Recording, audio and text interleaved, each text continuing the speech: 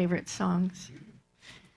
So let's move into our time of meditation, taking that deep centering breath however you want to take it. If you have anything on your lap, if you can put it down, put your feet on the floor. They should be on the floor anyway, but maybe flat on the floor. Let your mind wander. What if the race is over? What if the game is ended? What if the test is taken? What if the talent show is over? And we're all victorious. We're all blessed. We're all in that high of, it's complete. I am complete, just as I am right now. Well, there may be other things that come up in the future, but right here, right now, in this present moment, I am safe. I am well. I am loved. I am loved. And I am loving. I am that radiant presence of the divine. I let that idea sink into my consciousness. And if any thought to the contrary comes up, no, I'm not. I'm only human. My divine self says, yes, you are 100% human and 100% divine. Spirit not just connects us together, but weaves us together.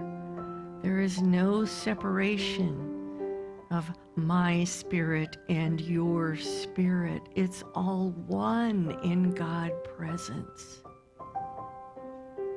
In this oneness, there is harmony and love and light and health and wholeness. Anything that feels uncomfortable or irritating or painful emotionally or physically, we allow the truth of us, that light presence of us, to permeate that area in us now.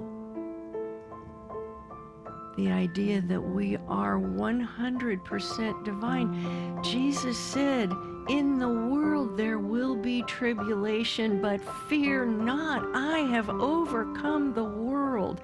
In this world there is tribulation, but fear not, each one of us is 100% divine and can overcome whatever it is. So we take these words, fear not, and invite God presence into its realization in us. We clear our personal objections to that off to the side. Let's try something different. So any objections that we have, we set them to the side this morning and allow that clear message to beam through us. Yes, beloved, you are perfect, whole, complete, right here, right now, just as you are. You are the beloved. You are the apple of my eye. You are the sweetness in the fragrance of each flower blooming throughout the spring.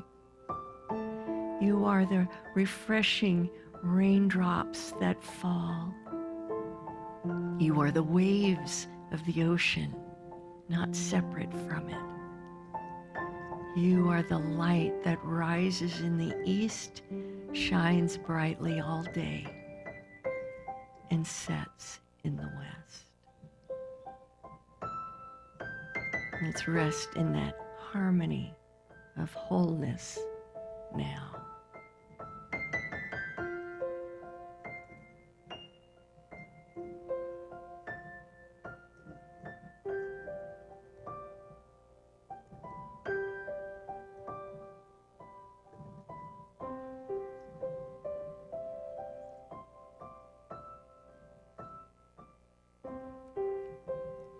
as the music winds down, bring your awareness back into your body this day, this time, as you gently open your beautiful eyes.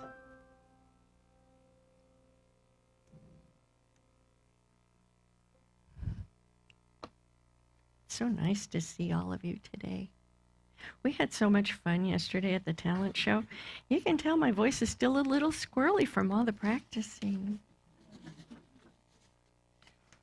Well, I'm going to start today with the scripture passage from Luke about Palm Sunday. And I'm going to use my typed notes because the font is much larger than in my Bible. So I'm pretty sure I didn't cheat anywhere in here. So this is the passage from Luke chapter 19, verses 28 to 44. There are 20 verses, so get comfortable. And I will read as quickly as I can because this particular story has some elements that I'm going to be referring to in my message. Okay, so after he said this, meaning Jesus, he went on ahead going up to Jerusalem. When he had come near Bethphage and Bethany at a place called the Mount of Olives, he sent 2 disciples, saying, "Go into the village ahead of you, and as you enter it, you will find tied there a colt that has never been ridden. Untie it and bring it here. If anyone asks you, 'Why are you untying it?' just say this, 'The Lord needs it.'" So those who were sent departed and found it as he had told them. And as they were untying the colt, the owners asked them, "Why are you untying the colt?" They said, "The Lord needs it." They brought it to Jesus, and after throwing their cloaks on the colt, they set Jesus on it.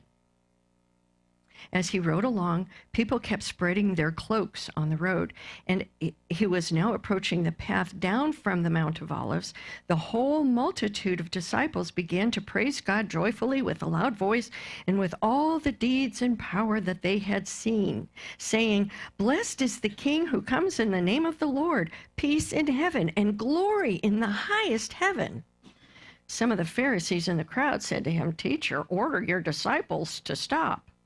He answered, "I tell you, if these were silent, the stones would shout out." As he came near and saw the city, he wept over it, saying, "If you, even you, had only recognized on this day the things that make for peace. But now they are hidden from your eyes. Indeed, the days will come upon you when your enemies will set up ramparts around you and surround you and hem you in on every side, because you did not recognize the time of your visitation from God." Ooh, that was heavy, right? We usually don't read that part in Unity churches, but it's really important that you get this part of the message too, because we are entering Holy Week.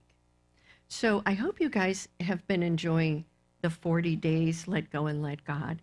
This is such a wonderful little devotional.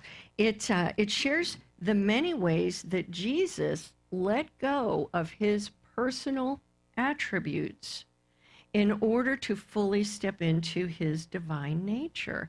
And as we go through these 40 days on our Lenten journey, we too get an opportunity to let go of attributes, anger, frustration, niggly complaining about whatever it might be that we're complaining about at any given moment.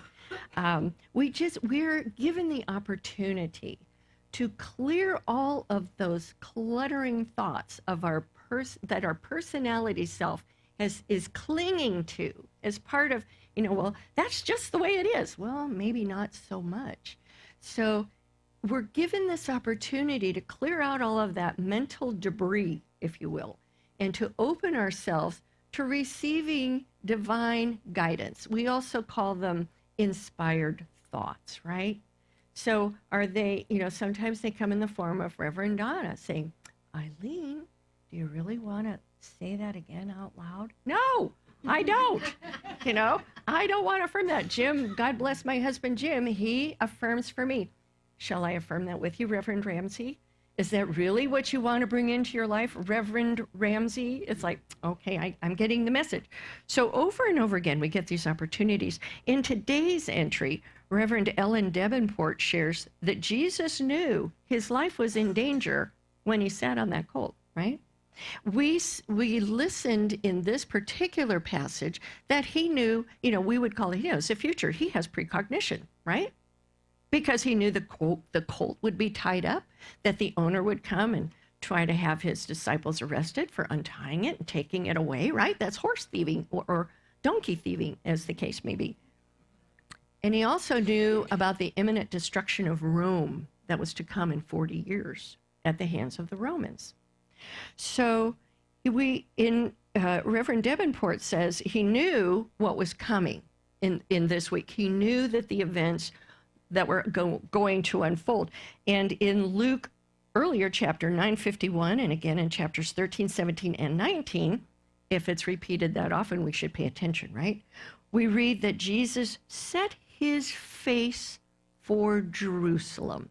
He set his face for Jerusalem. Now, what does that mean? It's an idiomatic expression, right? To set your face means to embrace with complete determination. Now, have you ever noticed a 3-year-old, if you're dangling candy in front of them, they set their face toward that candy, right? Of course they do, with complete determination. Mine! And they grab it, right? Well, he set his face toward Jerusalem. And as we enter Holy Week, we set our determined intention for peace of mind as our only goal and forgiveness as our only act.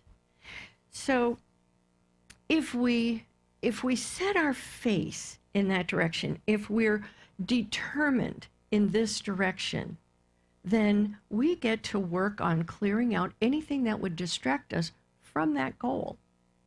I'm going to take a little sidewalk here. My talk is called The Trust Walk, and Bob Tuttle found this picture for me. That's a rope bridge, right? Has anybody ever walked on a rope bridge? Has anybody walked behind their little sister or their wife and grabbed the rope bridge and do this with it? What happens? Yes, I see the male hands going up in this room. So you can imagine when Jim and I went to Ireland in 2007, 2009, sometime around there, we went to Carrick a Reed in Northern Ireland, stepping off the mainland of Northern Ireland on a rope bridge that was much higher than this one, across where the North Sea and the North Atlantic kind of scoot between Scotland and Northern Ireland.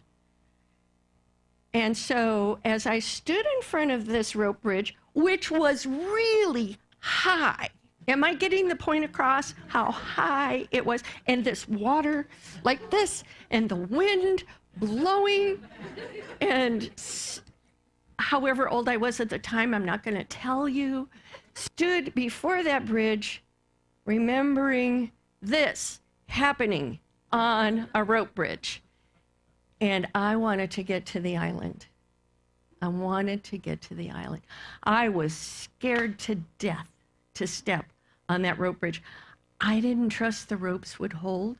I didn't know that those little wooden slats, because I have dropped on all fours, grabbing those wooden slats, getting slivers in my little fingers because the bridge was going like this. Getting the picture of how terrified I was to cross that to get to the island? Terrified. But I wanted to get to the island. So I took a deep breath. God bless Jim. He kept encouraging me. He promised he wouldn't sway the bridge. My brother was on the other side of the bridge, so I knew he wasn't going to do it. And I took that step. I took that first step, and then the second step. And I grabbed the rope on either side, and I took the third step and the fourth step. And after about 50 steps, I was on the island and saw all the wonderful things that island held. Then I had to get back. It wasn't a one-time pull up my big girl pants and walk across that bridge. I had to do it again. It was me challenging me to set my face to the mainland again, set that determination again. So I started again, holding the rope step by step by step. And then someone came toward me on the bridge. Momentarily freaked because this was a new addition, right? I got the other way across, but now a new factor entered. I had to let go of one of the ropes to let that person pass. I set my face toward the mainland, not on the water below, not on the wind that was blowing past, but I set my face toward the destination one step at a time. That was one of the best trips we've ever been on. That was one of those experiences that shoved me so far out of my comfort zone. I don't even know where that comfort zone ended anymore because I was no longer in it. But I was really happy that I took those steps. So Palm Sunday, this particular story about Jesus entering into Jerusalem has significance. It's in all four Gospels. When something's repeated, we have to pay attention to it. Now, the details in each of the Gospels is a little different depending on the audience, right? But this particular one, well, they all have the four elements. The setting is the Feast of Passover, right? Jesus stops in Bethphage and he rides into Jerusalem on a colt. There's a whole story about the significance of that historically and culturally at the time, but we're not going to go there today. And in Luke, he mourns the future destruction of Jerusalem because people didn't recognize the things that make for peace. So the feasts of Passover, Pentecost, and Tabernacles were the three Jewish festivals that required all the able-bodied male Jewish people, Jewish men, had to go to Jerusalem 3 times a year. So it was Passover, Pentecost, and Tabernacles. They go through the year. Since the Jews were familiar with this tradition, all 4 evangelists began Jesus' passion story with his journey to Jerusalem. They wove their cherished Jewish traditions into this new emerging Christianity. So we start with our metaphysical and personal perspective, and we see Jesus going toward Jerusalem in Jerusalem. In our metaphysical interpretations, all proper nouns have meaning, not only for our personal lives, but they all have definitions. Like my name, Eileen, means light, right? And I'm sure a lot of you know what your name means, the definition of your name. And Dan, I don't know what Daniel is, but besides the prophet. But I saw your eyebrows go up. So as we look at these things, Jerusalem means foundation of peace, habitation of peace, dwelling place of peace. So the message here is that we're traveling toward peace, but we have to go through Bethany and Bethphage. So Bethany is the name definition is derived from the moaning, sighing, wailing sound of the foliage and the drops of gum that fall like tears from the trees in Bethany, right? Doesn't that just sound like a gross place to live? But I'm sure it's beautiful. I'm sure it's beautiful because Lazarus and his sisters lived there. But anyway, the definition of Bethany is house of affliction. Doesn't Bethany sound like a really sweet name? Right? Okay, so it means house of afflictions, house of distress, house of depression. I mean, come on. Jesus raised Lazarus from the dead, right? So we can interpret that as moving through whatever is unsettling in our lives, moving through the sadness, moving through the limitations. So that's what Bethany represents to us. And then Bethphage means house of figs, specifically unripe figs. So this metaphysically for us represents our unfulfilled potential as children of God, right? As our divine nature needs to grow and express because we're not ripe yet. So when we can read these stories as historical fact or theological interpretation or with that inner understanding. But one thing that we can all agree on, something happened over 2,000 years ago that we're still talking about today, right? We're going to remember that next week. Next Sunday specifically, the big thing that happened. So using the metaphysical understanding, Jesus riding out from near Bethany and Bethphage into Jerusalem signifies our own progressive unfoldment and overcoming of daily stresses, irritations, illnesses, grudges, unforgiveness, and so on. You get the idea. So one of my favorite books is called Love is Letting Go of Fear. It was written by Dr. Gerald Jampolsky. And in it, he says, I can elect to change all thoughts that hurt. I can elect to change all thoughts that hurt, right? So if I can elect to do that, I can frame a new paradigm around something that somebody said to me that was unkind and hurtful to me, right? I can pull my perspective back and say, okay, wait a minute, I of my personal mind, don't have all the information in the scenario that caused that person to say that in my direction, right? Or that event that happened that caused me personal suffering. I can pull my awareness back from my personal injury and look at the bigger picture, but I can't do it if I'm holding on to unforgiveness about that situation. So my setting my face toward Jerusalem during this Holy Week is my intention to live in peace. And if I have these hurtful thoughts going on, I am not in peace. Can you have two conflicting thoughts at the same time? Well, yeah, psychologists tell us no, you can't. You're either holding on to this one and this anger and this unforgiveness, or you're living in, well, I may not have, in my personal self, I may not have all the answers, but there is a bigger perspective, and I know that at some point I let this go, or I will have a greater understanding. And those are the kinds of thoughts, those inspired thoughts that say, let go of the niggly bits, let go of the tight hold that you have on the anger toward that person. Because sometimes I have anger toward situations and people that I need to let go of. And what happens when I do that? I suffer. I'm in Bethany. I'm weeping and wailing, right? So I want to move out of that state of consciousness and see as God sees. Feel as God feels. Now we can all imagine, what would God see? Love, beauty, kindness, right? What would God feel if God felt? Love, only love, non-judgmental love, love for the sake of loving. That's where I'm going to go. That's what I'm setting my face toward, right? So Dr. Jampolsky gives us a message, or gives us an exercise, and it's kind of a really easy one. In your quiet time, you just imagine whatever your issue is.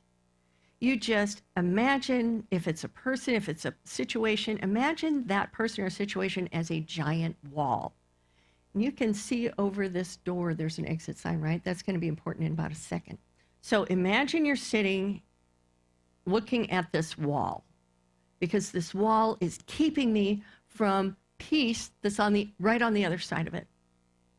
So as I'm imagining this wall, I imagine a bucket and a paintbrush, and I paint a door on the wall.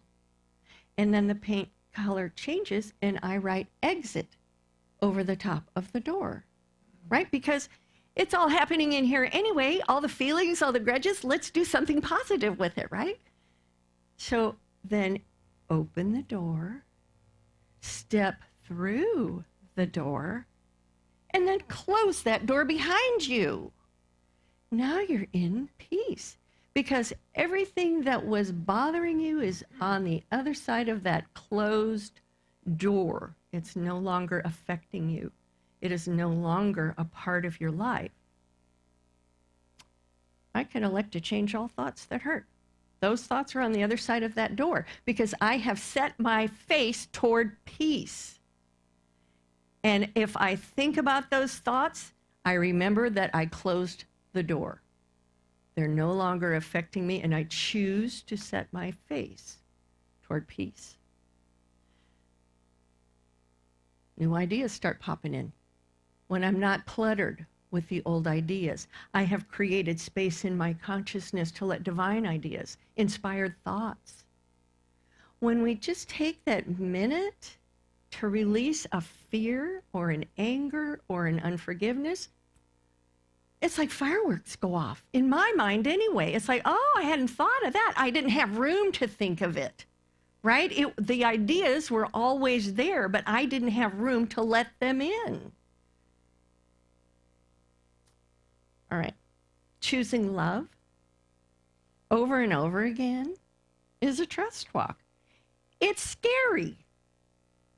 It's scary to choose love over anything else. It is scary because it may not be our first knee-jerk reaction when confronted with something, but we can elect to change all thoughts that hurt and take that trust walk.